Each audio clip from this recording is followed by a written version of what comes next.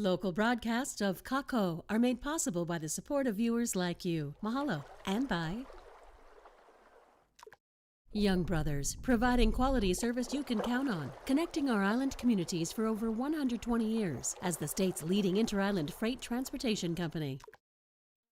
It's graduation season here in Hawaii, and many students are asking themselves, should I stay or should I go? Whether it's off to college or to seek better job opportunities, our young people are leaving the state, and it's not known if they'll come back. The loss not only impacts our local economy, but it can also affect our island culture. So can we stop the brain drain? Tonight's live broadcast and live stream of KAKOU, Hawaii's Town Hall, start now.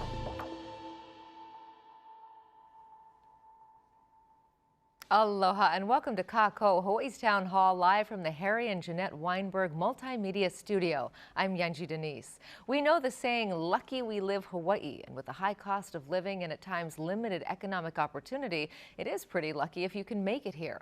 Aloha United Way released a report just this month that found that the basic survival budget for a family of four increased 18% to nearly $86,000 a year between 2019 and 2021, up 26% to nearly $37,000 per year for an individual.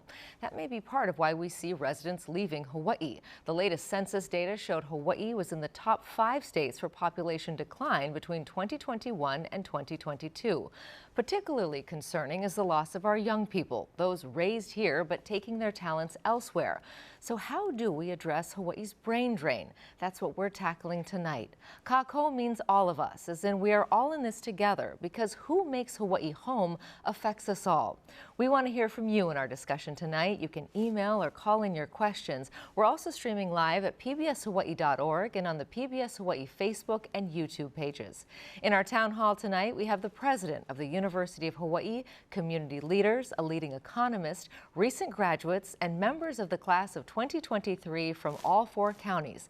And we're doing something a little differently tonight. Joining me as moderators are Mina Suzuki, who just graduated from Baldwin High School on Maui and will be heading to Pacific University in Oregon, and Reece Lapas, who graduated from McKinley High School and is heading to Princeton University in New Jersey. The 3 of us will share in leading our discussion tonight, so let's begin. And I actually want to start with our moderators, if I can. Both of you are going out of state for college. It's very hard to predict, of course, what happens over the course of the next 4 years or however long it does take to graduate. But Reece, let's start with you. How much is Hawaii in your future plans? I hope it's in my future plans. My family, after getting the opportunities that I have, like it's a lot to take in, and I don't know if I'm going to be able to like come back afterwards. But for my family especially, they're like, just go, just don't come back. And I've lived here all my life, and I still kind of want to come back though. Okay, and Mina, how about you? I really also hope that I can return. I think it really depends on, one, the economic future of this state, but also if I can get a certain grant for optometry that will make me have to come back and then practice here, or if I don't get it, then I would stay on the mainland, practice for years, then maybe come home after that.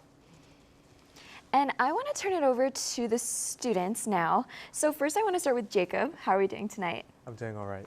Great. And we want to know where you're going to college and how come you picked the mainland versus staying home to complete your education? Right, so I am going to be majoring in creative producing for film, and I decided to go to Chapman University and take part of its Dodge College of Film and Media Arts. I chose to go to the mainland because of the opportunities that are a lot more than they are here, but hopefully one day I'll be able to come back. I want to ask Kate the same question. How are you doing today? I'm doing good. Tell us where you'll be heading to the fall and whether or not Hawaii fits in your plans. I will be attending Arizona State University and I will be majoring in journalism. I do really hope that I return back to Hawaii because as a storyteller in journalism, my favorite stories to tell are from the people of the islands. I feel they're very unique, and sharing them with people who aren't from Hawaii, they see like the aloha spirit within these people that live here. So I really do hope I return to Hawaii after college. And turning this over to Chanel, how are we doing tonight? Good, thank you. And we also want to know where you're going in the fall and if you hope to come back to Hawaii. Yes, so I'm attending Vanderbilt University, hoping to major in political science and human organizational development. And I'd love to come back to Hawaii to practice here, but also to give back to the community that has given me so much. I think the amount of time I spend on the mainland varies between the opportunities that I have back home, but I do eventually want to work my way back here. I want to turn it over to David Lassner now. Thanks for coming in tonight. You know, where a person decides to go to college can often dictate where they get that first job and establish themselves professionally. There's a survey that I'd love to share with our panel tonight. According to a recent survey of 63,000 students, 61% of college students plan on staying put and finding a job close to where they attended college. We know that a lot of our panelists are going out of state. We hope they come back, but they may or may not. Tell us, you know, should there be more of a push for students who are from Hawaii to go to the University of Hawaii? Well, the first thing I want to say is congratulations to everybody for going to college. So half of our public high school graduates do not make the wise decision that all of you have made. Half. And we know that in the range of 70%, 65 to 70% of the good paying jobs in this country will require some kind of post-secondary education. So the University of Hawaii is great. We have 10 campuses. We have opportunities for everybody. Some of you are going to amazing schools with amazing opportunities, but it's really important that every high school graduate seriously consider college. So I'm always saddened because, you know, University of Hawaii is a great university, and I would love to have all of you coming there, but there are lots of reasons people leave. You know, some leave just because it's time to get away and out of the house and far enough away from parents. Sometimes parents are happy to have their children far enough away from them. In some cases, there are specialized programs. We don't have optometry here in Hawaii at all. So there's lots of good reasons to go away. Some schools, Princeton cannot possibly absorb every graduate from Princeton. So there's a lot of mobility after college, and I hope every one of you can get an experience, learn something you might not have learned here, and come home and contribute to the community. You know, there is a push for, I think, a lot of students, maybe socially, at least that's my perception, to go to school out of state. Yep. Do you think that there's a stigma to staying home? You know, Sumner and I were talking about this before. The University of Hawaii, and you're all going to great universities. University of Hawaii at Manoa, in particular, is a great global university that is so underappreciated in Hawaii. It's because it's you know, your little sister or something. I don't know how much it's a stigma, but it is unappreciated, and it's right here at home. I will say cost can be a factor as well.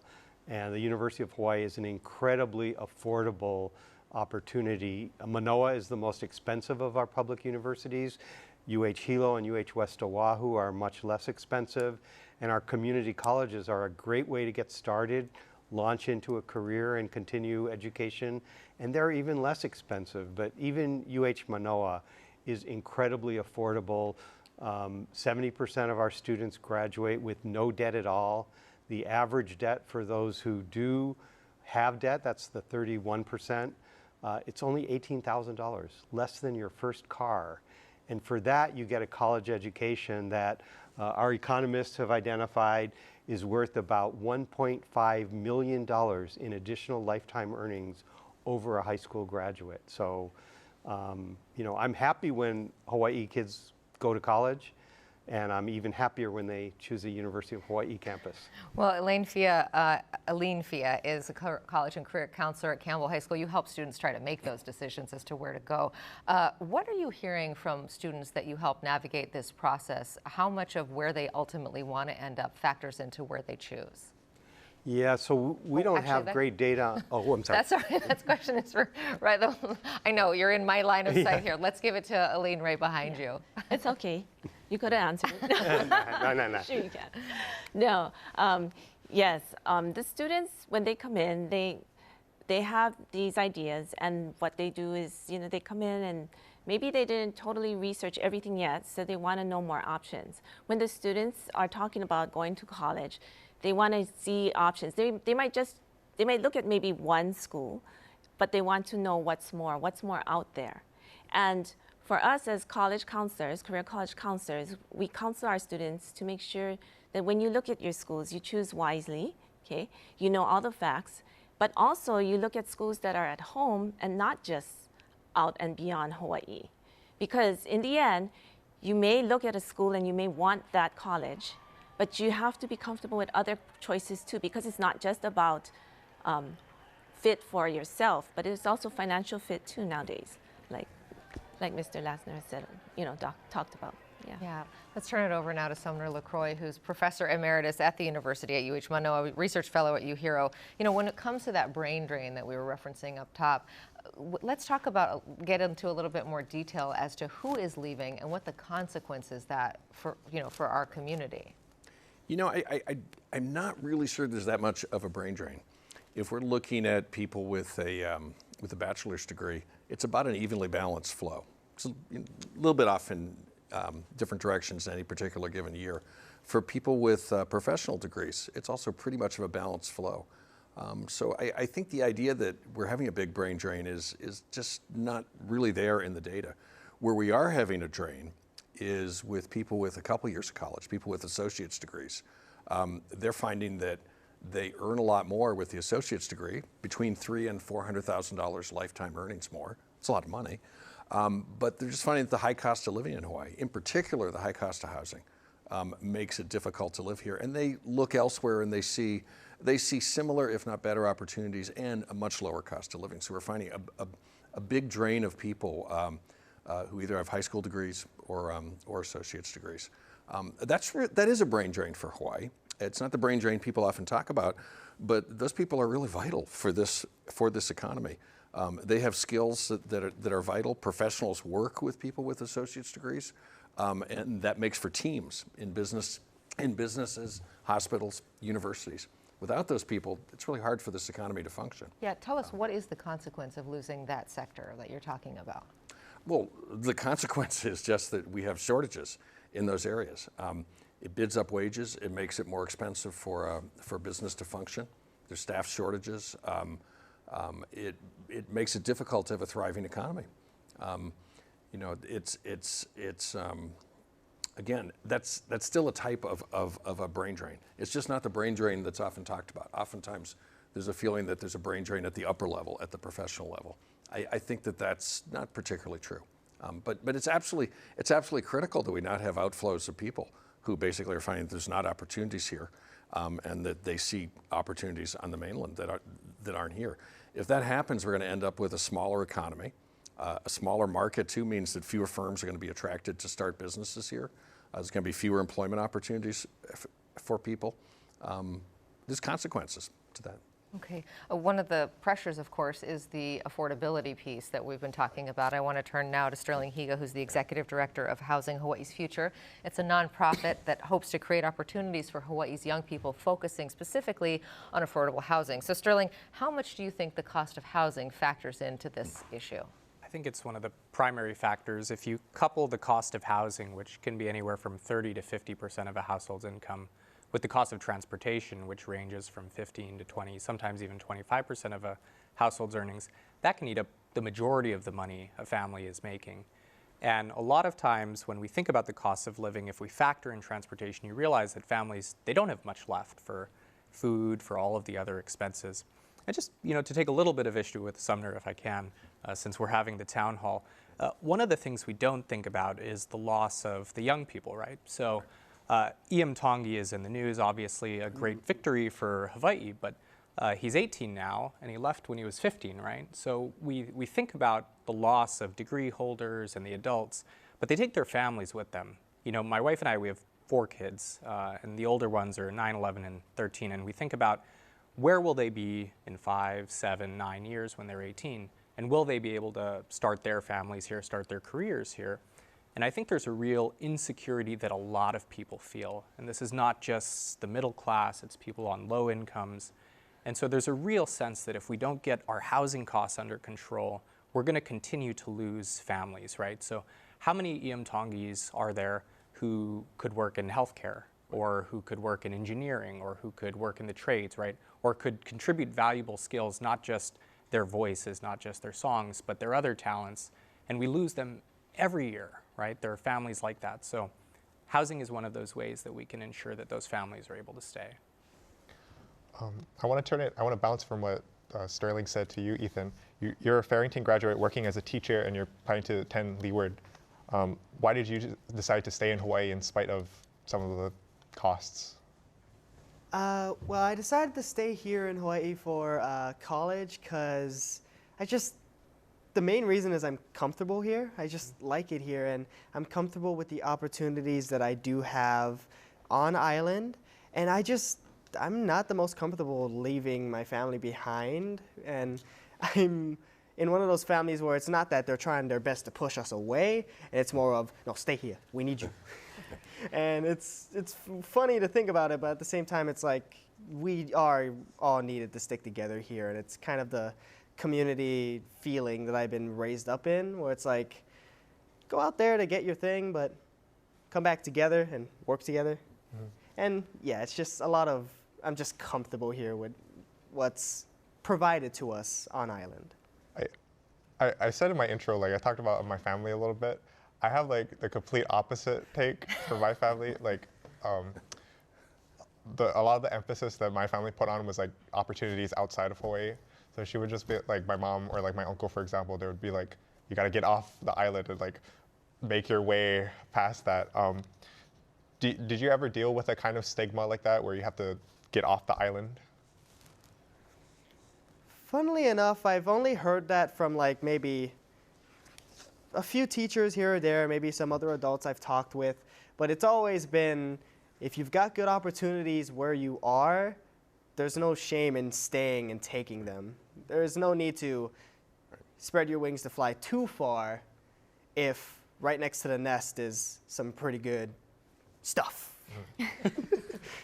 Does anyone else has anyone else felt that pressure? Okay. Okay, and turning it over to Seth, who's also a recent Punahou graduate who's currently attending Drew University in New Jersey. So what are your thoughts about coming home once you finish college, even though there's been many financial difficulties been laid out by Sterling and Sumner? I sure do hope that I can come back, but at the same time, I have no idea what lays in store ahead. I do not plan ahead well at all. So I do have a lot of friends and family here that I would love to be able to come back to, but at the same time, I just want to see where life takes me, and yeah. I do want to come back though. Yeah, and I think that's what a lot of us are thinking too as we transition into this new era of our life. But would there be any other factors that play into your decision besides your friends and family that would influence you to come home or stay up in the mainland? Definitely financial. Hawaii is expensive. But yeah, other than that, I hope I am happy where I go, and I won't have to struggle too much with anything. Mm-hmm. And was this kind of like a general consensus among your other classmates that are in this situation too?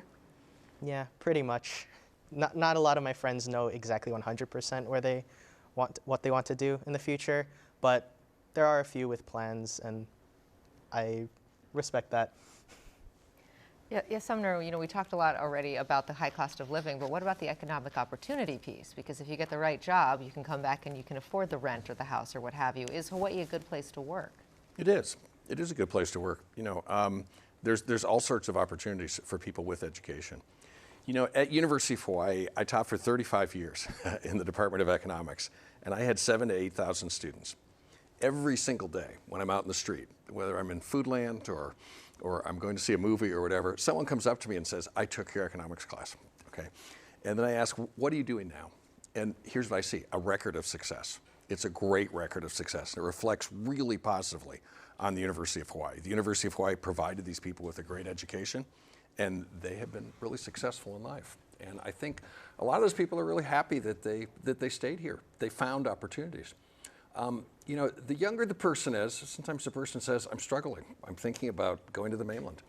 But then, on the mainland, when I run into students there and everything, I find people say, oh, I'm struggling. I'm trying to start my career. It's a tough market out there.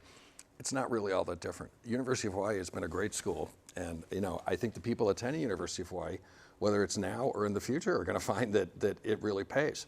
Part of it, of course, is students have to take it seriously. It's one of those endeavors where you need to have some fun, you need to work hard, and it's one of those experiences where if you want an education, it's all there right in front of you. And again, I just want to emphasize, there's a record of success by the people that I see daily. UH has been a really successful experience. Sterling, I want to ask you, once someone leaves Hawaii, what do you see in terms of how difficult it is to make their way back? I think there is an acclimation to a different standard of living, right? So if you leave Hawaii, you move to Las Vegas and you're able to buy, a 4-bedroom house. And then your 4-bedroom house, you turn around and say, well, what could I buy in Hawaii if I sell my 4-bedroom house? And you can buy a 2-bedroom condominium. You might decide, well, I'm just going to stay in Las Vegas, right? Because you get accustomed to that. And I think that shift in lifestyle for some people becomes hard when they want to come back. And then, of course, like Sumner said, if you stay in Hawaii and you commit to it, you develop a network, you develop work relationships that can really provide a long-term benefit. And if you leave for a while, yes, in some cases you can get different experiences, opportunities that we can't offer here. But in other cases, you can become distant from that professional network in Hawaii, and then it's harder sometimes to reintegrate. Sterling, I have another question. We have a viewer question from Steve from Mililani, and kind of bouncing off how going from like a 4-bedroom house to like a 2-bedroom condominium, like if young people come home after college, you think like things like living with your parents is a reality that they have to think about? Oh, it definitely is. And Sumner would have the better data than I do on this, but there's a real large amount of pent-up demand, which are people who live in multi-generational households or with roommates, but they would prefer to live on their own. And it's the cost of housing that is the barrier that's stopping them from going out on their own. And I think for some people, they would rather stay on the mainland than have to move back in with family, right?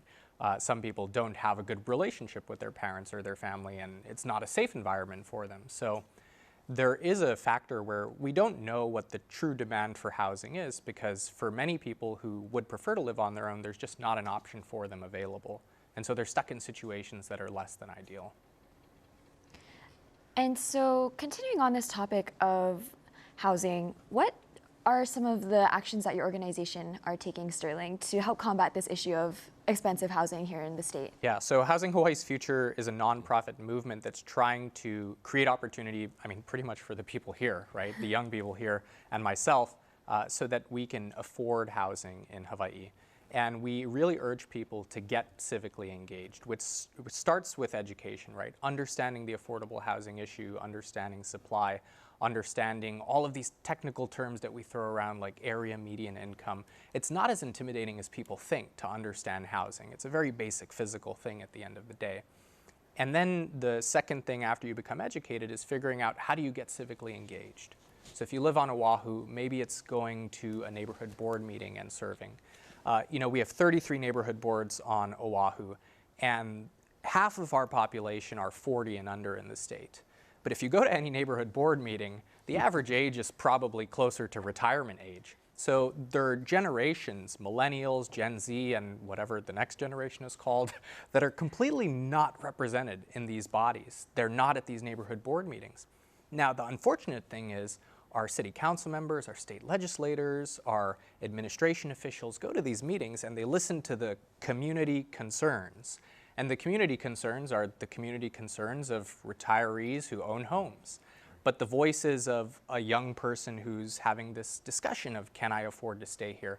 They're just not part of the conversation. So what we really encourage is getting involved. That could be going to your neighborhood board. It could be getting involved in your county council. It could be writing a letter of testimony to your legislator, but finding a way that you can contribute. And at the very basic level, it just starts with having a conversation and being willing to speak out and share your story, right? I think, there are very few forums like this where you have people talking at length about these issues. We all have these, little family conversations or with our friends, but we never have like a broad conversation about these big issues. And the more and more young people start to lead that conversation and say, no, this issue is affecting our generations, and if we don't resolve it, we're going to have these problems for decades and decades and decades, right? Like, in an ideal world, I hope that my children can solve a different problem, right? You know, like, in the future, there will always be problems, right? But they can solve a different problem, right? We have the power in the next 10 years, 20 years to come together and solve the affordable housing issue. There are cities that are solving it around the country. There are whole countries around the world that have solved this problem. And we don't have to reinvent the wheel. We can really drive toward a solution like other places have. You know, and I think it's also important to emphasize that it is absolutely critical to build more housing. If we build more housing, we're just going to find this is going to be a much more robust economy because people can afford to live here. We're going to find that people will decide to locate their businesses here rather than decide to locate them on the mainland. But then one has to ask, when I talk to politicians and when I talk to average everyday people around the state, people understand this problem. I don't think it's really all that difficult to figure out. So then the question is, why don't we build more housing? The answer is it's disruptive. It is disruptive. You know, if in my own neighborhood, Moʻiliʻili, a large affordable housing project was proposed, and I think it's approved by the city council moving forward. But it's disruptive. We're talking about a 50-story tower. I think it's around 50 stories, higher than typical. It's going to take it's quite bulky and massive. It's going to take up a lot of a block. A lot of us living in Moʻiliʻili probably would have liked to have seen that toned down a bit. But the whole point still is that that's more affordable housing. We need those types of developments. Maybe not exactly as it was constituted, but it's always going to be disruptive. There's always going to be people whose views are blocked. There's always going to be people who are like, I'd rather my neighborhood was the same as it is now, rather than have to have more construction activity and everything. It is one of the difficulties of Hawaii. For the people who already have it, for the people who have the nice homes, who live in good neighborhoods, they don't really want to see more dense housing come in. But it's critical. It's absolutely critical that we build that housing because that's the key. That's the key to regenerating a lot of the economy and life here in Hawaii. If I could just add a brief color on that, you know, a few years ago there was a 76-unit affordable housing project slated for Kailua, and it went up for city council approval to approve some variances. And this was during the middle of the pandemic, so the community was all on Facebook groups and coming out in opposition to it and spreading really nasty rumors about the developer and about the project and about the people that it was going to move into Kailua. And ultimately, the city council decided not to approve the project, so today, instead of 76 affordable units, you have 8 market rate homes. And this is not like a solo example. This kind of thing happens a lot. But the worst part is, if you're an affordable housing developer and you see that in Kailua, you're just going to skip Hawaii entirely, right? Why take that risk trying to develop affordable housing if it can be yanked out from underneath you, right? If the community is going to oppose it. So we have a lot less affordable housing development than we would have because of this climate that Sumner talked about, because we have this not in my backyard NIMBY attitude, people who say we don't want affordable housing, not in my neighborhood. Because of that, there's a lot less developers, they don't want to play here, right? They're like, I'm going to go do something somewhere else. And so even the people who build the housing, they'll take their talents and they'll do something else. Or they'll do it here, but they'll develop something that they know will sell, like 8 market rate houses in Kailua, right? Which will sell tomorrow if you want to, but just not at a price that a normal working class family can afford. We have a comment here from YouTube, and I'd like to actually hear from Jacob and then from David Lassner on this one. As a single parent to a child who is going away to a prestigious college, the opportunities that the mainland offers are far better than what we have here in Hawaii. Do you feel that you think that there will be, you know, because I heard your answer from earlier that you're interested in film and that's why you're heading to California. Do you feel that you can find the same opportunities here that you can find there? I believe that's very much on a case-by-case basis. It really depends on the field that somebody would want to go into. Specifically for my field, which is the arts, it's kind of a underdeveloped part in Hawaii, which is why I would go to the mainland for that.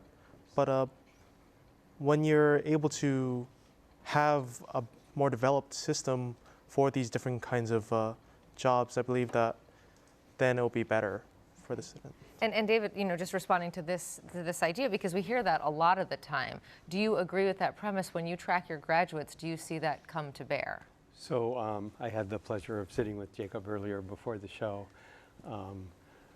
he's made his decision, and I'm very happy for him. But we have some great cinematic arts programs here in Hawaii at the University of Hawaii. We brand this under Academy for Creative Media. We've got programs at almost every community college, at UH West Oahu with an incredible new facility, one of the best teaching facilities in the country, literally. And a great program at Manoa as well, with kids winning awards at multiple international film festivals all the time. Yesterday on campus, we had Chris Evans, the Captain America, is filming a movie. He's filming Red One. It's a Christmas thing with Dwayne Rock Johnson. And there's like 100 people working to film maybe 3 minutes for 2 days. All of those people have great union living wage jobs. And so this is the opportunity before us to seize the economic opportunities that have great jobs, to make sure we support those industries here in Hawaii, grow them ourselves, and educate our residents to fill those jobs so they aren't flying crews in from California. And we're really committed to that at the University of Hawaii. We have a new strategic plan that only has 4 imperatives, and one of them is about workforce, and one of them is about economic development and identifying those clusters where we have competitive edge and can create great jobs. And the film industry is certainly one of them. Those people love to shoot here, and it's clean for us, and it's economically astonishing the impact it can have. I want to bounce from what, actually, I have a question for you, Eileen. Oh, okay. I was just going to comment on that, but okay. And then I'll kind of turn to the students. Okay. How do you balance that idea where you're trying to show your students that there's these opportunities that exist here? Yeah, so I think that kind of relates to what I was going to answer with Mr. Lasner here. So it really depends on fit. Like for him, it might be that what he sees at Chapman is, it excites him, but it doesn't mean that the University of Hawaii system doesn't offer things that are good for another student. So I have a lot of students that are interested in West Oahu's progress and have done really well at Manoa's cinematography program. It just depends on the person and knowing who you are and a little bit of what you want. And I think, you know what, I come from the generation, so I kind of think that maybe it's our parents too. Maybe we don't necessarily know all the advances that UH Manoa, West, and the whole community college system, and UH Hilo is, have progressed over the years. We've come from a time, or even for me, I've come from a time, I graduated from Manoa, and I'm proud of that, but there was a time where, like you said, I agree, there was a stigma there, okay? But you gotta know that times have changed and things have changed. And as a college career counselor, we see that. We get educated on that. We try to share it with our students. UH has not been stagnant. They have moved forward. They have a lot of amazing accomplishments. And I think if the community would see that a little bit, they would maybe feel a little bit more comfortable when, the time comes and maybe their child has to stay in Hawaii, right? And be happy with that choice that their child has made. Now, if their child, like we tell our parents, if, you guys, it's a family affair. College is a family affair. If you all believe and you are happy with the choice you make, and that choice is at the mainland, then so be it. But do your research first. So it's a balance. It's about knowing who you are, that's what I talk about with fit, yeah? What may fit one student, and that may be UH Manoa, but it may not fit another student, right? But where they go, if they can thrive there and come out, they will come out successful. We see it all the time, from community colleges all the way on up, all the time. I did not pay her. But UH as a school that does research has made giant strides. Over the 4 decades that I've been here in Hawaii, the amount of research money that it takes in is much greater than it was 40 years ago, even adjusted for inflation and everything. The quality of the faculty is high, partly because salaries have moved up. We've been able to attract better people. it's a really good school nowadays. That's not to say it wasn't in 1980. 1980, it was a different school. It was a very different place. In some ways, it might have been a touch more friendly. That was the time and day. Today, it's a world-class university that emphasizes research, service, teaching. You know, it is involved with the community. I mean, it's become a top university. That changes it too. You know, that it becomes a different type of place. But I do think, in some sense, there was a little bit of a stigma in an earlier era to staying home. I think today that's disappearing. If it's not disappearing, it should be disappearing, because you know it's one of the best state universities in the United States. Yeah, there's some really great private universities that we don't compete with, but it's one of the best state universities in the U.S. Kate, I want to involve you a little bit more into the conversation. You're heading to Arizona State, like you said.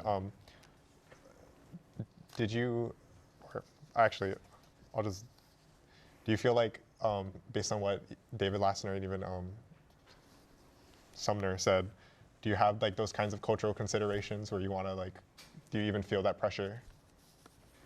I've definitely wanted to expand my horizons, and I feel the people that I surround myself with, my family, my friends, have always pushed me to kind of expand those horizons, talk to different people, hear what they have to say, just become more aware of what's going on in Hawaii, but also outside of Hawaii.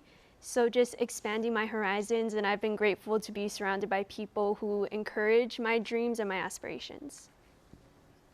Yeah, and I think we can all relate to that, wanting to escape our nest here a little bit more. And so we did focus on going to mainland universities for a personal fit, but I kind of want to ask David, if you believe that UH's tuition is equitable to what we see on the mainland colleges, and if that might be a reason why we are considering leaving as well. I don't think many people leave for universities on the continent for economic reasons unless they got a really good financial aid package.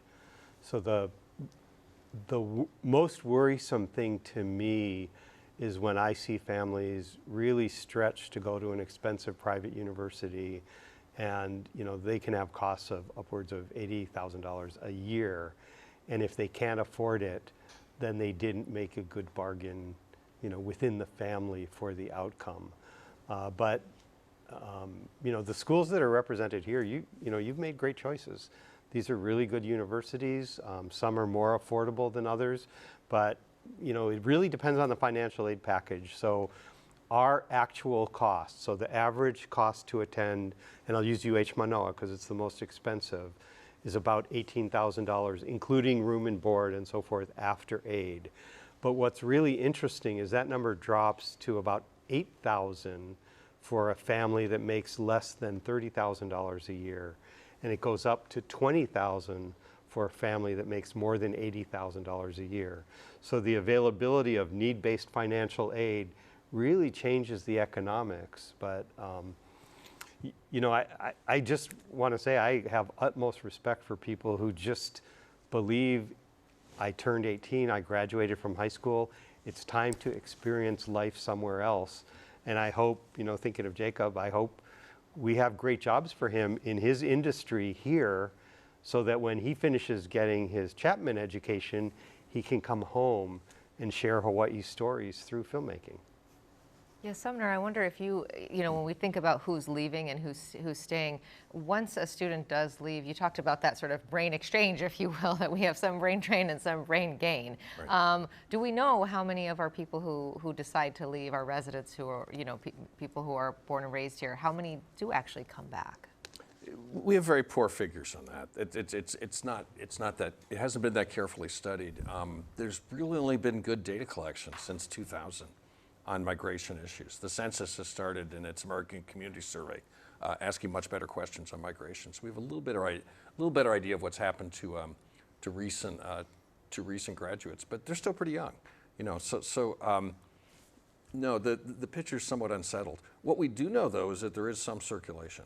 There's people say that go to New York and they become experienced in finance. New York's the center of U.S. finance, and they come back here. And they engage in a variety of different pursuits. Same thing with the film industry. The director of the the UH of the film school at UH West Oahu. Chris Lee is an example of that. He grew up here in Hawaii. He went to the mainland. He became a very accomplished producer, and then he came back here to work at UH. There's all sorts of stories of this with lawyers, doctors, and other professionals. So I think, in particular, for people going away for college, that there are opportunities here. But I want to echo one of Sterling's points. The critical thing is to keep your network. It really is to keep your network here. If you become divorced from the network, this is a very networked place. I'm not sure it's that much more networked than elsewhere. Everywhere is networked. But if you're outside of the Hawaii network and you lose those connections, it's hard to get in, and those connections are valuable. They really help you in the future. I think that's really one of the things to tell people. If you want to come back, keep those connections active. I want to ask a question for Ethan. Do you feel like you have that network here? Yes, actually. That's one of the main reasons why I say I'm comfortable here, because of the connections I already have. And I know I could probably go to the mainland, maybe grab other connections there. But for me, keeping these connections, as you were saying, and Sterling was saying, keeping these connections here is very important, because as for me, it's like my one way of feeling that's my best way of getting myself some good opportunities for my my career choice, my career path, which is also filmmaking. And if I can just touch on that, having the connections here also just helps for, as a creative, keeping my connections to have more stories to tell and more ideas to share with a lot more people.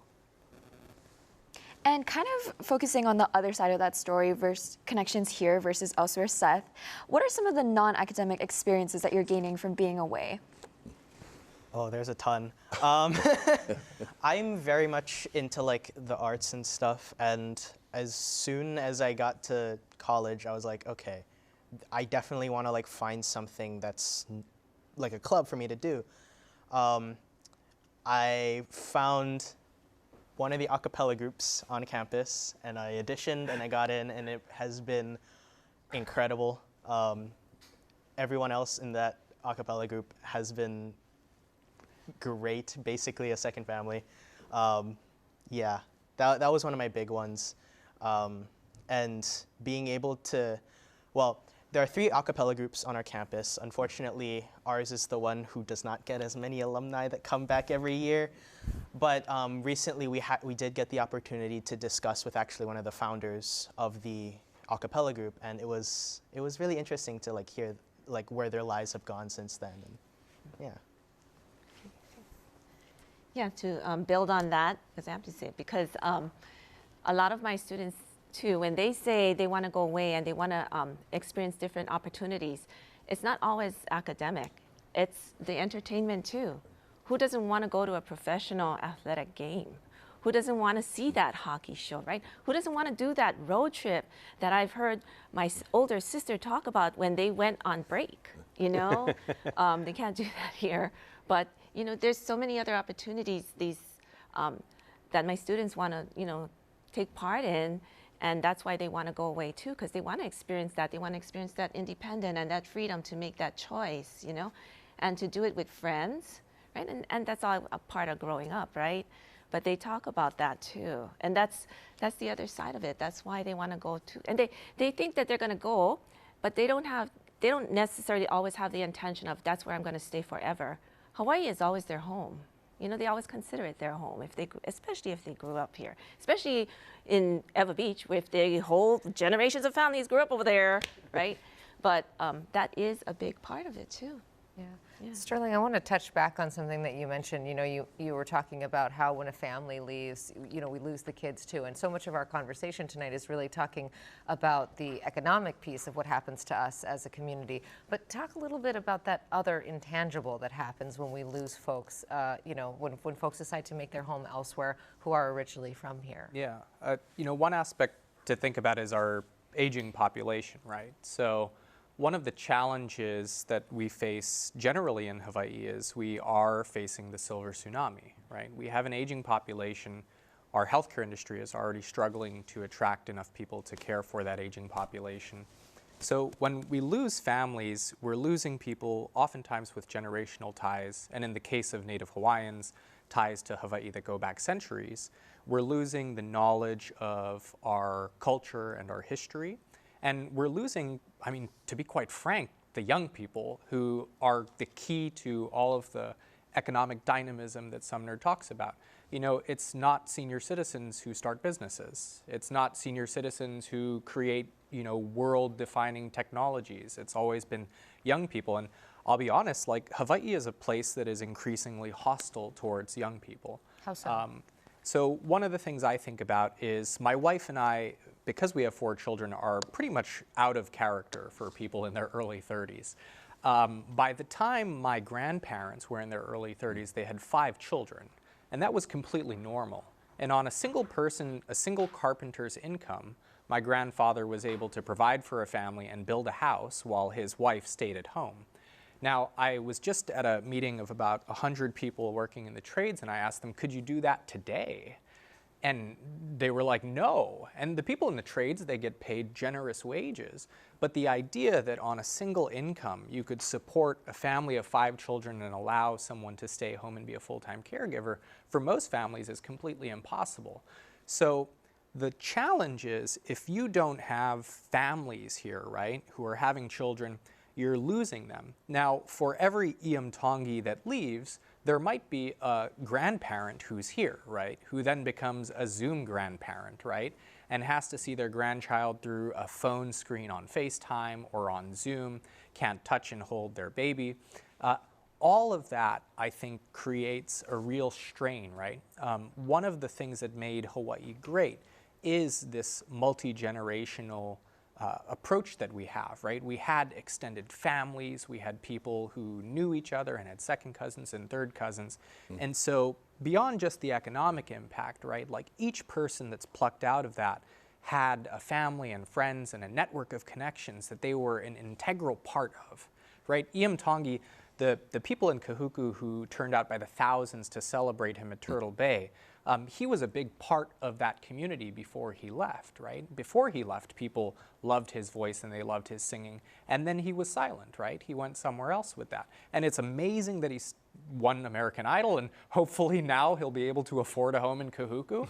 But let's remember that his family couldn't afford to live there for a reason.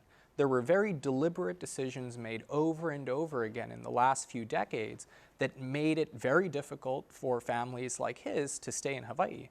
And those are decisions that we can undo. If we decided as a society that every young person in Hawaii would have the chance to start a family here and have a career here, we could do it.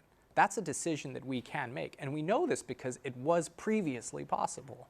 It was previously possible for a carpenter on a single income to raise 5 children and build a house. It's not possible today. Why? Well, nothing changed about building a house between now and then. The challenge is we just don't allow people to build housing anymore, and that's a real challenge. You know, I think it's also important to remember that there was a period in Hawaii, the post-World War II period, where we had tremendous growth. And that came about because we still had sugar and pineapple going.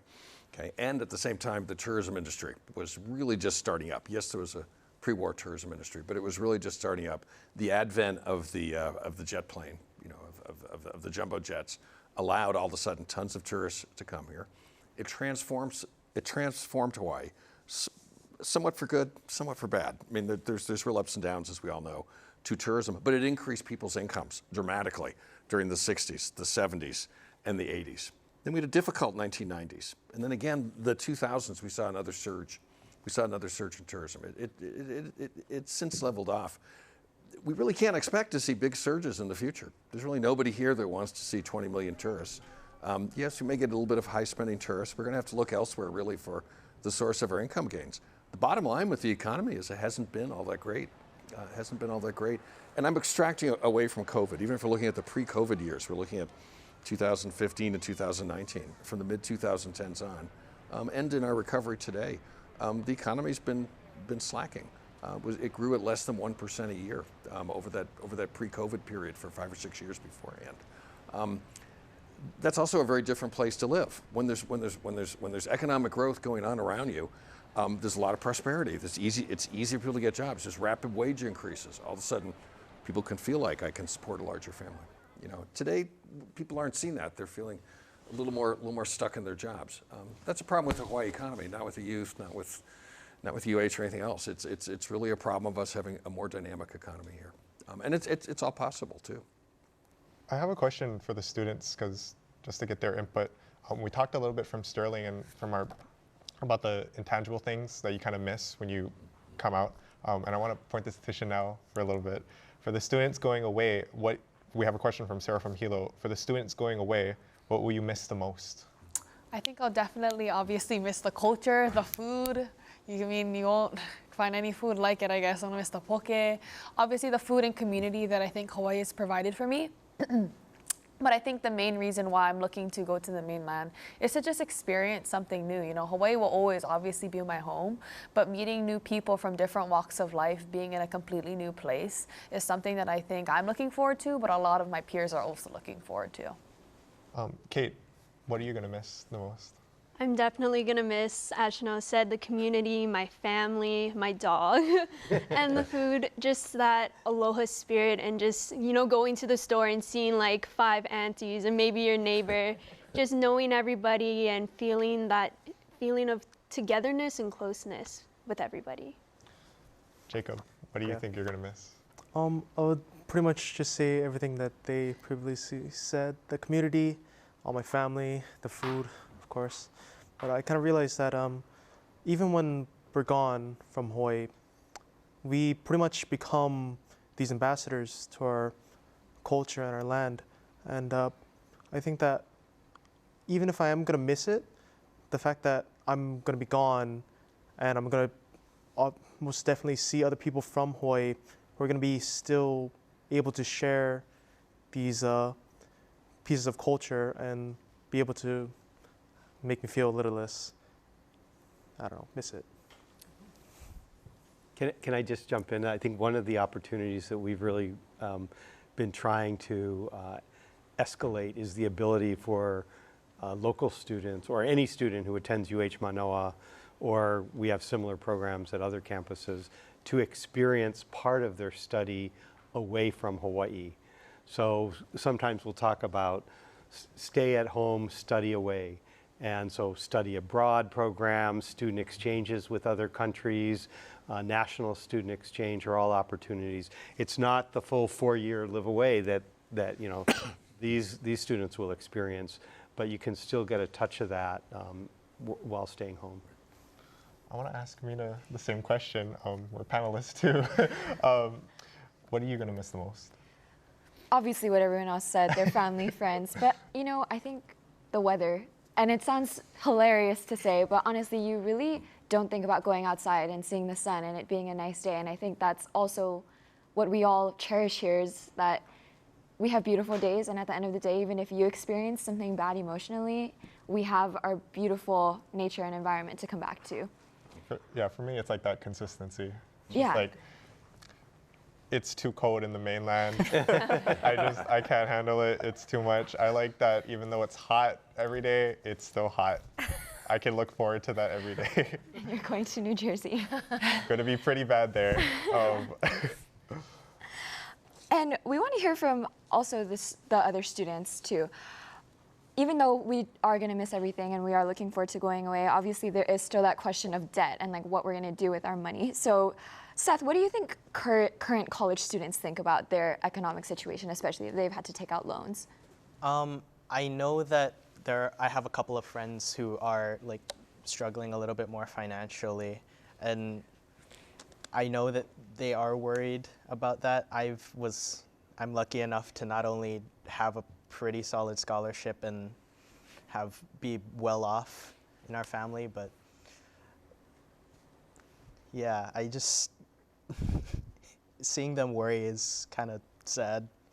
And do you think they think it's worth it though, even though they may have to be set back? I think so. A lot of them are very passionate about what they do and what they study in their classes, and I know that if they stick to it, that they'll do well.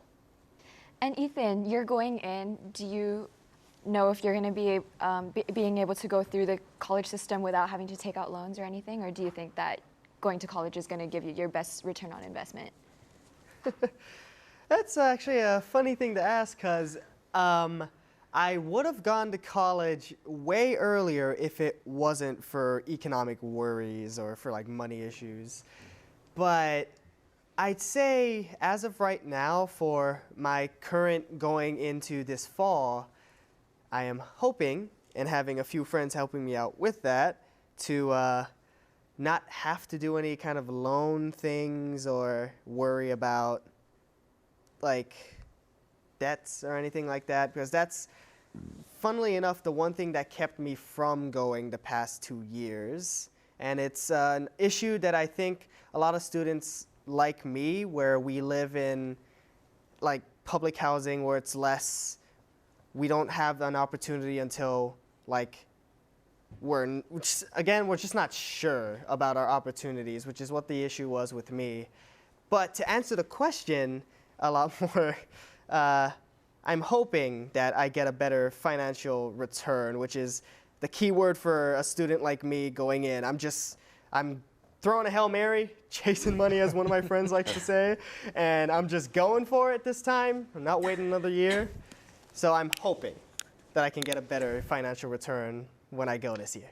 Well, let's hear from David on that. I mean, you know, you said at the top that it is a very good return on investment. It's a great return on investment, and you know, you're at Leeward Community College. I don't know if you're thinking of moving on to UH West Oahu. It's an incredibly affordable way to get an education and hopefully move into a career opportunity as we watch the film industry growing here. So it's great to not incur any debt, but I wouldn't shy away from modest amount, but just keep it under control.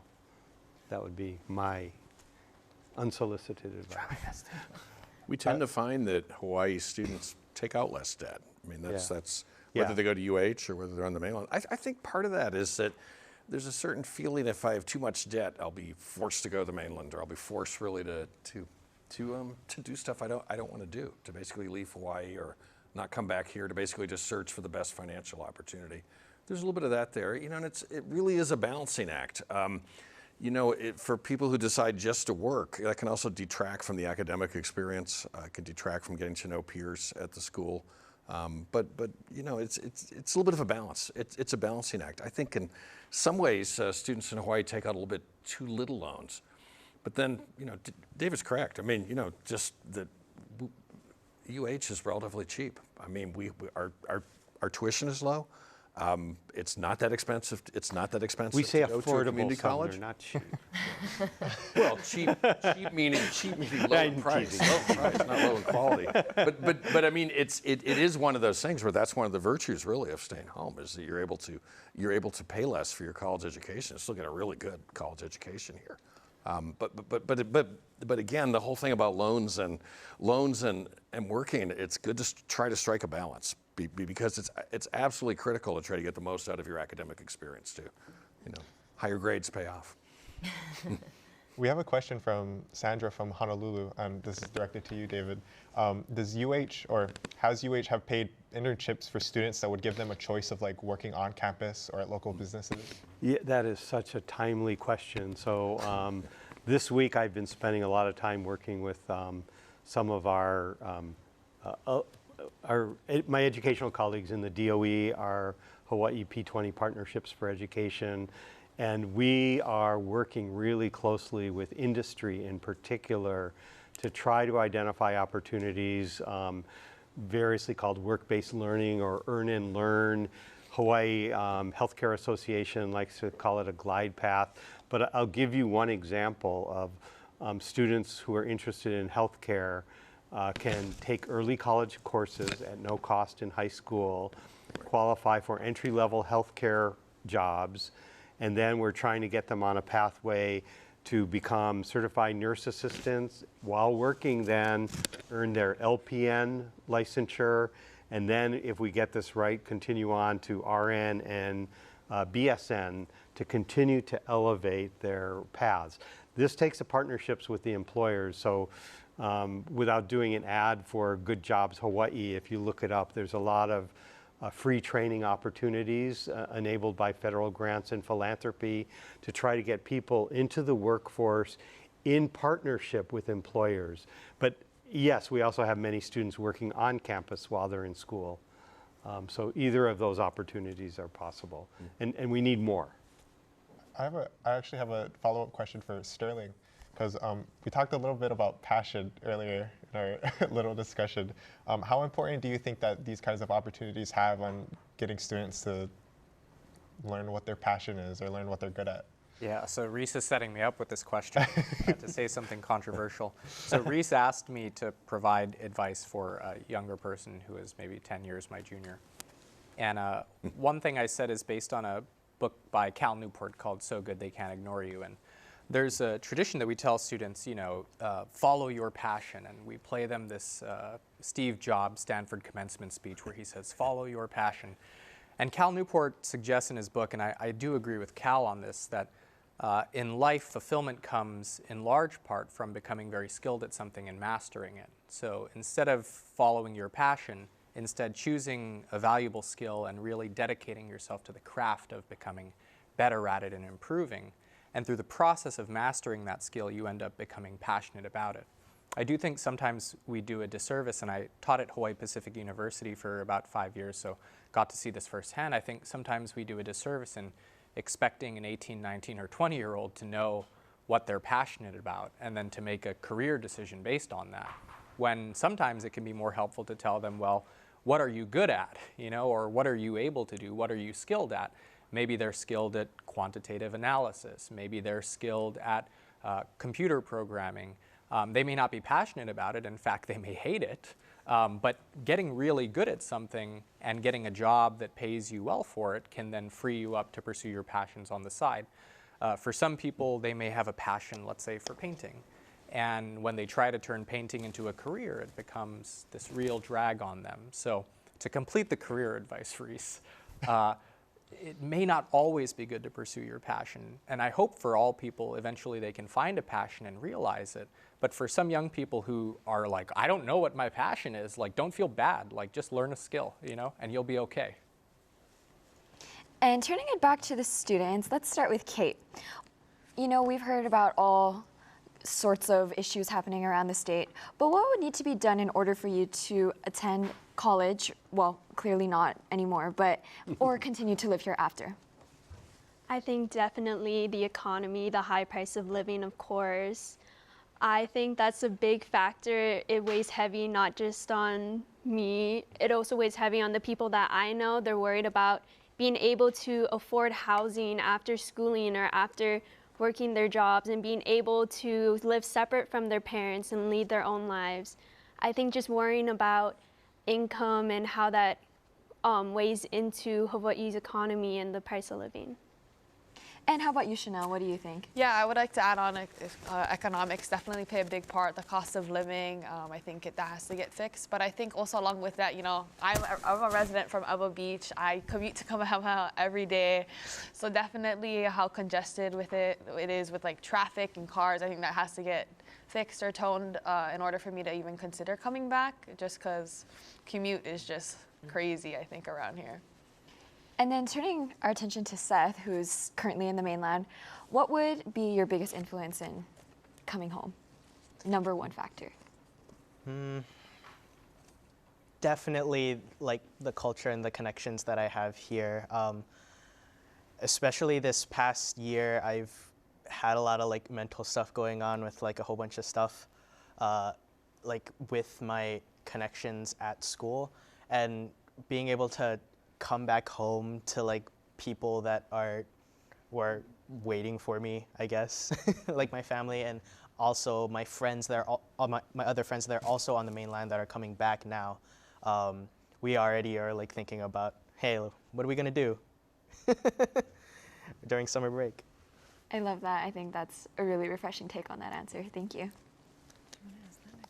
I kind of want to expand on your explanation regarding like culture and stuff, because when you chose your university, how much of a how much did cultural considerations did you make when deciding to leave?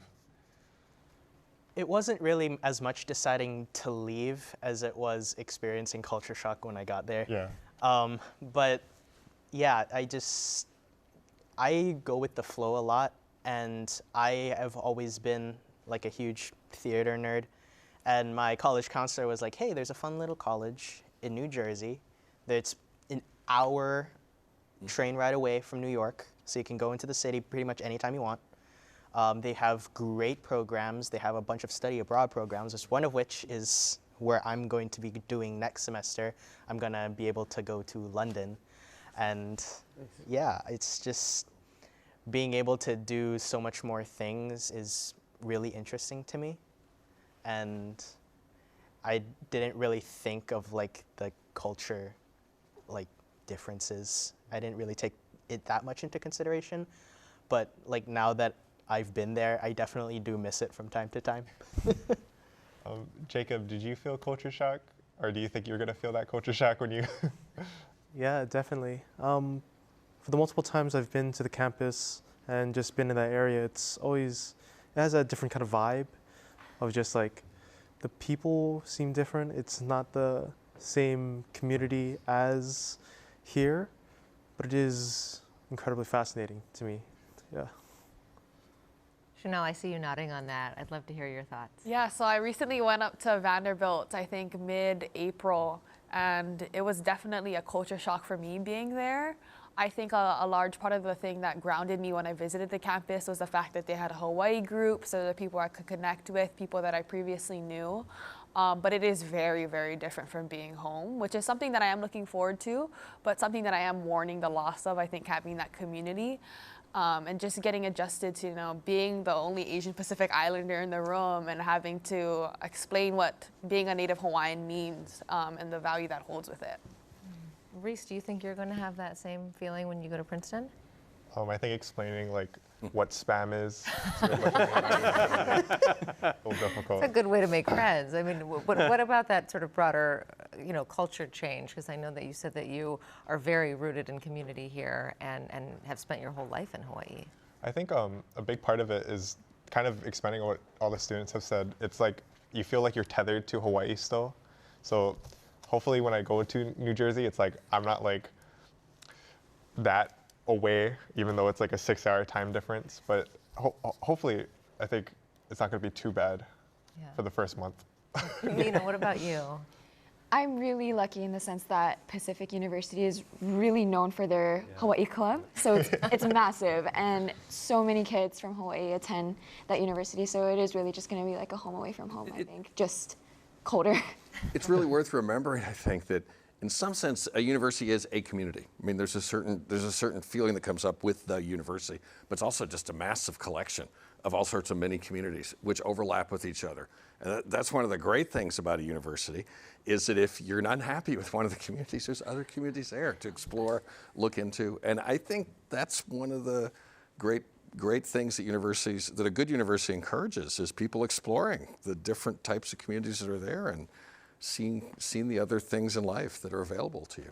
Sumner, I want to stick with you for a second. We have a question here from Pearl on the Big Island, and this is about trying to provide opportunities for folks to come home after they've pursued their college experiences elsewhere.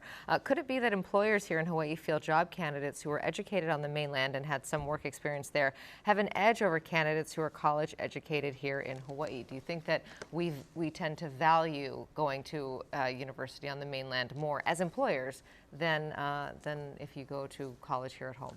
I think it depends on the specific field you're in and the employers that we're talking about. You know, it depends on the type of business.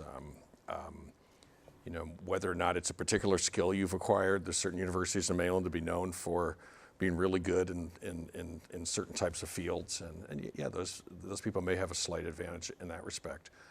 There's all sorts of other businesses where schmoozing, where we're essentially forming connections with other people, whether you're talking about banking or insurance, or real estate or property management or education, where forming human connections with other people is really important because you need their cooperation. Then I think in many ways there can be a local advantage because you're familiar with the culture, you're familiar with how things work here too. there is a certain way things work here at times also, that people who come in from the outside sometimes find that it's really hard to figure that out. And so I think, yes, for some employers, yes, for other employers, no. I have a question kind of jumping off of what Sumner said about about the shortages. In Hawaii, we have a question from George from Maui. It's the cost of living and lack of affordable housing. As a result, we have a shortage of teachers and doctors. How does your university address that? Yeah, we're trying to do a lot. Those are two really separate problems. The doctor shortage is really difficult. We have a great medical school. We're very focused on recruiting medical students who would like to practice here. We have the state has invested in loan repayment program, and we had hoped to expand it. We also have generous donors who provide scholarships for medical students who plan to practice here. The key is actually the residencies. So I didn't know this, but after medical school, you do a residency in internal medicine or surgery, and that is actually the best predictor of where somebody will practice. And the residencies require us figuring out how to work with the healthcare providers in order to provide more residency opportunities here, so that those students, once they've been working typically for 3 years, they're more likely to stay here and practice. On teachers, it's a slightly different issue. We're trying to find ways to do this earn and learn opportunity. The federal government has identified teaching as a profession, and we think this will be a game changer, where we can pay like apprenticeships. If you think of a carpentry apprenticeship, well, why not a teaching apprenticeship? So we're exploring more ways to get people interested in education. I think there were some pretty significant pay raises over the past few years for teachers, and hopefully we'll be able to attract more people into going into education, especially in those shortage areas, with those opportunities to earn and learn while they're becoming teachers. So we haven't heard from Eileen in a while, and kind of bouncing off of what Sumner said earlier about how we're not necessarily experiencing a brain drain in the bachelor plus degrees, but more in the AA high school diplomas. We had a question from Jada on Facebook asking if you've had to counsel students who don't want to go to college, and maybe like what your advice has been to them or our viewers who are in that same kind of area right now. Right. So as you know, there's that belief about college, but then college isn't for everybody on the other side too. There are some people, some students that maybe they need to take a gap year off, or they need to figure out life, or just they feel like they're done with education at this moment, right at this moment. However, sometimes when we counsel them, so we also hook, so if they say that, then there's a lot of opportunities. And this, one of them is that Good Jobs Hawaii program. So a lot of our students this year, if they said college, I'm done with college, because you have to respect too what the student wants and where the student is coming from. It's not my decision to make the decision for their lives, and right after, especially right after high school, right? They're going out, they're going to be adults. So we do have options for them, and one choice we do offer, there are others, but then that Good Jobs Hawaii, that's a really good thing that was developed through with P20 and of course Manoa, and of course we have our own DOE academies going on as well, that we are developing. And my own school, James Campbell High School, is a great, we're very into the throes of building up our academies. We've been doing really well with that and having our kids explore different options, not just college, not just, associate's degrees, not, just exploring different pathways and your interests and your strengths and your likes and your dislikes, and figuring out maybe that's something that I might want to do, and maybe I want to try the culinary field, maybe I don't necessarily know if I want to be a teacher, but maybe I want to work somewhere in education. What kind of jobs are there for me? What kind of opportunities are there for me? And maybe if I look at that, there is a pathway, and for me to see that there is a pathway. Maybe it's not for me right now, that bachelor's degree, but at least it's there in the future. And so we do provide, counseling for that as well, and we hook them up with the Good Jobs Hawaii. And the great thing about that too is the training, there's training, of course, but it's not necessarily 2 years, kind of a deal, or 4 years, Right. or longer. It's short, and it's on the job, it's hands-on. So, and they have counseling, and the whole goal of that too is to make a decent salary so they can live and stay in Hawaii, So they have those opportunities too. And then there are some students that they want to travel, for whatever reason, they say, no, I do want to travel. And that's another one that might go off island, right? But we respect that as well. And we just counsel them in terms of, if you're going to travel off island, okay, what kind of plans do you have? Where are you going to go? Just to make sure you're okay. The goal is every child to have a plan. Can I just make one really quick point? A key part of this training is industry certifications that are recognized by employers that lead to jobs. So we're really focused not just on degrees these days, but also what are the industry recognized certifications that employers recognize to pay high salaries and consider you qualified to work. I'd love to hear from the students, from Kate, Chanel, and Jacob, just about the conversations that you're having with your families and your peers about, those longer-term plans. Tell me a little bit about what some of those conversations are like. I've been grateful to know that what I wanted to do since I was about 13, and I've been grateful to have parents and a support system who really encourages me to go after those goals, chase those aspirations, and they've been able to help support me financially, which I've been really grateful for. It's been great conversations, and I feel that I'm very grateful to have the people in my life that I have that recognize my passions and my aspirations and really encourage me to go for it.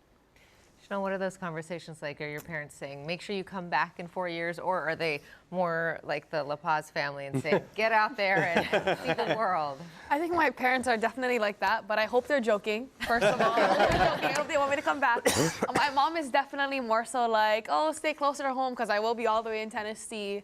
But she's kind of accepted that fact now. But I think something that KS specifically has done well with this year in terms of like preparing us for college is having career specialists that definitely help us post high school, that reach out with us, check in with us after we graduate, that make sure like we graduate from high school, but also stay connected with Hawaii and the people who have supported us. But along with like my peers in school, at school, I think necessarily with them, everyone's excited. We have kids going from Harvard to UH Manoa, UH West, and I think everyone is very respectful of everyone's decisions, regardless of what that may be. What about you? So with my family, my parents especially, they've always been really supportive of everything I've done. Even with going into kind of this uncharted territory of film, they've always been there to support me through everything. And with the conversations that we have, it's usually you're going to be in the mainland for a little while.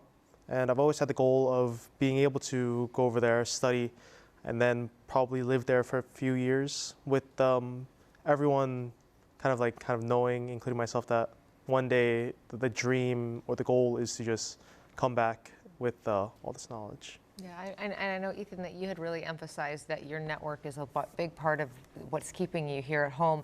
Is it your social network, or is it your family? Who do you feel like? What is the sort of anchor, if you would? I'd say my biggest anchor would be my connections with my family and just wanting to stay near them and make sure I'm close enough in a sense to support all of my family. But it's also my connections with my friends and my peers, where I just don't want to lose the stories that we always tell each other and the support that I can get from them and give to them as well. Because for me, it's like if I'm a bit too far away, I feel like I may not be able to give the support that I want to both the social connection I have and my familial connections. And just like even with the jobs or any work that I may have connections with as well. How about you? I learned something like when I did my episode on Hikino, which is a show that exists here. I learned a pretty important aspect about, I guess not growing up, but like adulthood. It's that your community matters a lot, and it feels like as you get older, you kind of feel this obligation to your community. And I think that's would be my anchor for coming back. It's that this Hawaii has given me a lot, and I hope that I can provide some value to it when I'm older or when I can. Mina.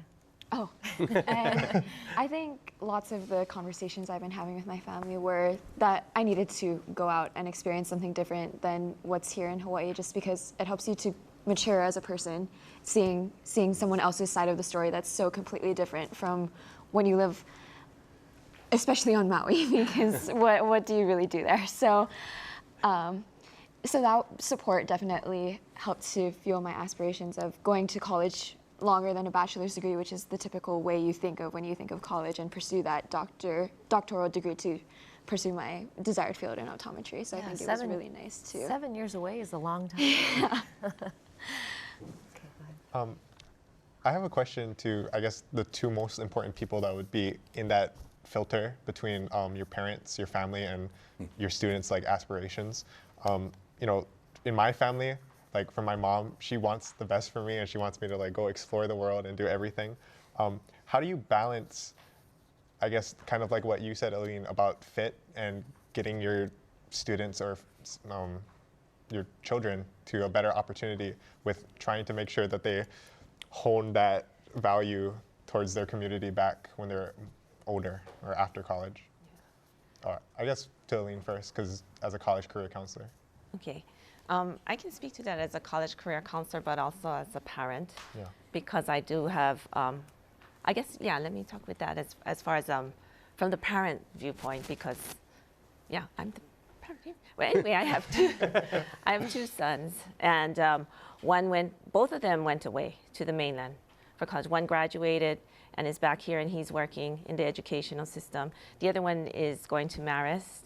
He's back on break, though, and it's hard to balance that, you know, and especially letting them go initially. That was really, as a parent, that was tough. You know, we had arguments, and it's one thing to be a career college counselor and to help students and to, you know, and families and to counsel them. That's a whole balancing act too. But then to, you know, come back to your own kids, and then it's your own kids. And so I totally get how hard it is for parents to let go, but to make sure that you know, that their culture, their sense of family is there. But like I tell the parents, and because I told myself that too, you have to let them go, and you have to let them try and be, because sometimes the harder you hold on, the more they want to go, and they don't want to, you know, retain that. But if you let them go and you let them be and explore and make some mistakes, and of course you're there to carry them through, right? So sometimes I'll tell parents, it's okay. You know, trust your child so that the communication pathways are open. And that way they'll always have that connection. They'll always have you there and home, and they'll carry it with them. And hopefully, right down the line, it's like when I ask them, your kids do want to come home? You know, they all say that. They want to come home after. They might say after getting their doctorates, but they still call Hawaii their home. And so leaving that lines of communication and understanding, and for the students too, understanding where your parents are coming from too. That is difficult. They've been with you, they've raised you all this time.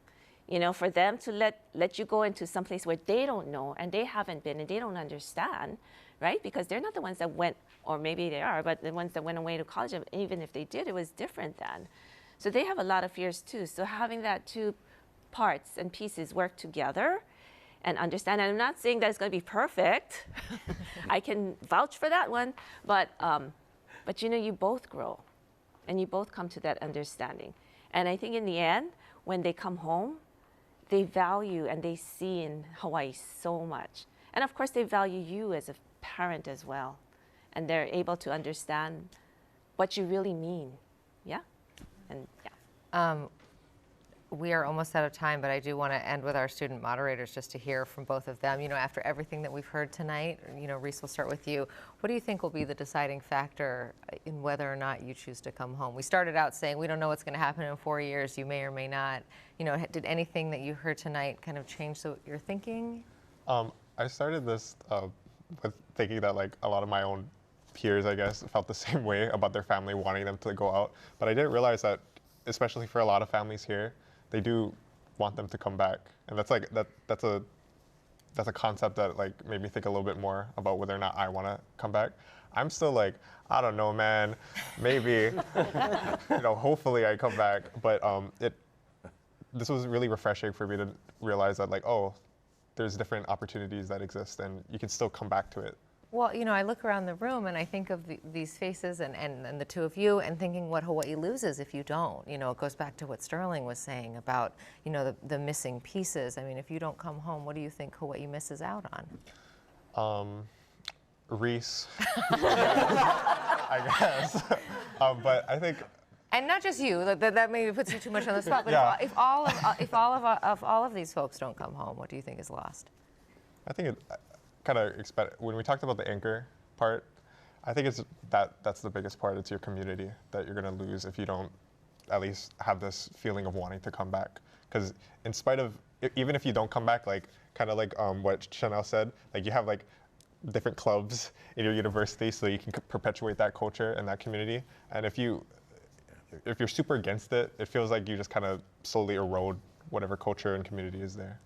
Mina, what about you? Has anything you heard tonight changed your thinking about this at all? And what do you think would be the deciding factor for you in 7 years from now?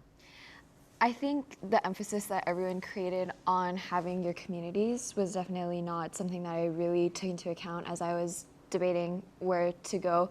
Because originally I actually wanted to go to the East Coast, like a couple of our student panelists here.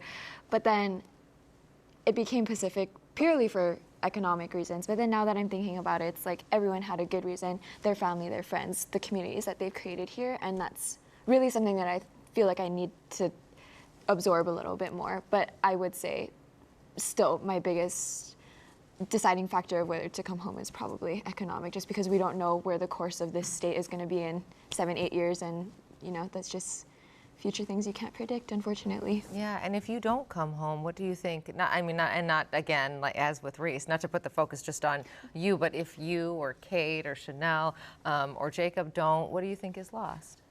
Well, number one, I obviously think economic benefit from us losing workforce is the surface level, but also families, you lose your kids, and then it's like, oh, well, I raised them, but it's like maybe they don't reciprocate that love for this culture, and but it's definitely not that. It's just a difficult concept to deal with. So much to think about. This, of course, is an issue that we cannot solve in just one night, but we come together to share these ideas with a diverse set of voices so that we can find a way forward together. Mahalo to all of our guests and to our incredible student moderators tonight, Mina and Reece. Thanks also to you at home for being a part of tonight's discussion. We will be back next month for another KΑKOU focusing on the Honolulu Rail Project. Mayor Rick Blangiardi says on June 30th it will be ready to ride, years late and billions over budget. Like it or not, the train is leaving the station. We have lots of questions about the ultimate impact of this project on traffic and the city budget, and we want to hear your questions too. We do hope you join us then. I'm Yunji de Nies. Until next time, aloha.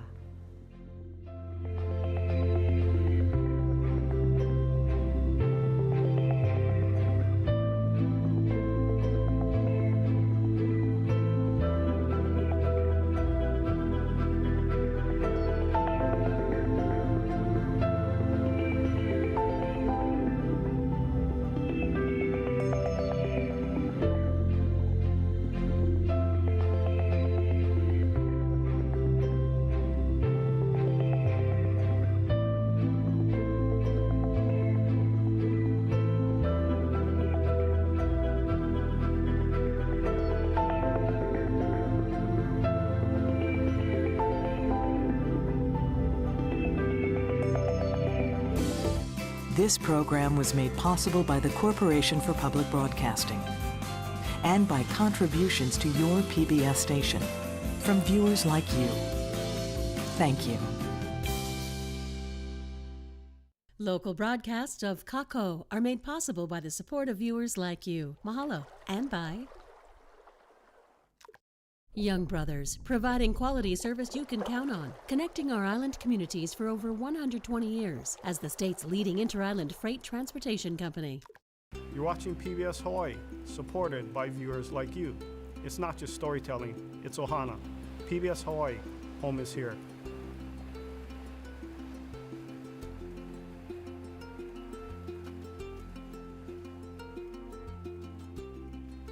Local broadcasts of PBS Hawaii Presents are made possible by the support of viewers like you. Mahalo. And by Peisha Hawaii, a third-generation family-owned company with island roots dating back to World War II, is a proud supporter of Hawaii's music, arts, and culture. Waimea Valley, where Hawaii comes alive, preserving and perpetuating human, cultural, and natural resources for future generations. Hawaiian Airlines, proud to support the great traditions of Hawaii, including public broadcasting by PBS Hawaii. Hawaii flies with us.